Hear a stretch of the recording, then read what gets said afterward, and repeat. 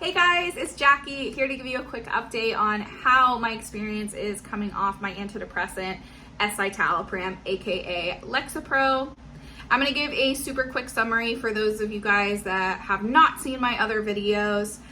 So if you have seen my other videos and are caught up and wanna just move right along to my updates, go ahead and fast forward to this time.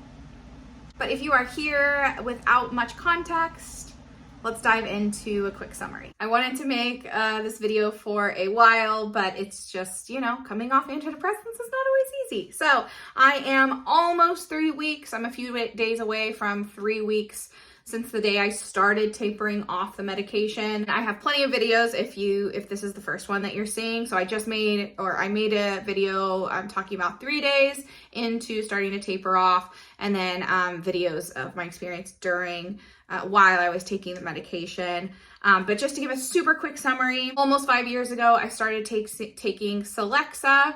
And then, it worked for a couple of years. It stopped working. I moved immediately to Lexapro, or the off-brand version, escitalopram. That worked wonders for me for a couple of years. It saved my life. I'm so very grateful for those medications, but I'm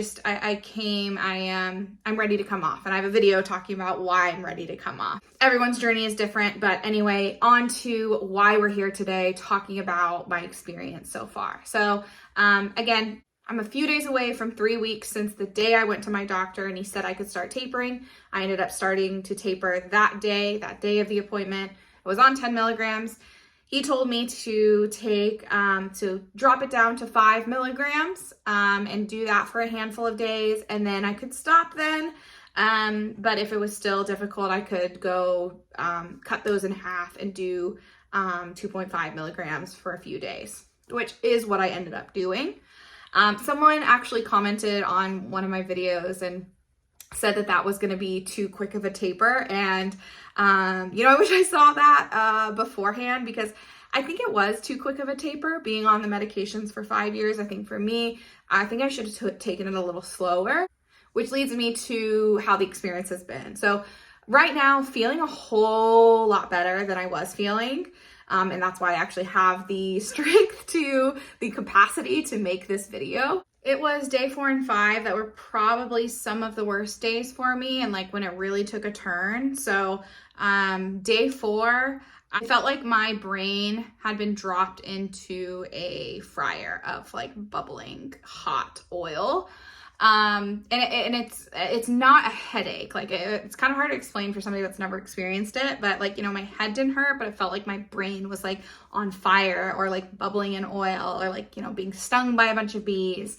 And so when your brain feels like that, it's really hard to concentrate on anything other than the discomfort of it. So on top of my brain feeling that terrible, I was extremely exhausted. I was totally depleted. I had zero energy. And, when I felt like I did have energy, a second later, it was just all gone. It had been ripped away from me. And luckily I went in with the mindset that this was going to be really hard. So I kind of went in knowing that this could be really exhausting for me. So I tried to take as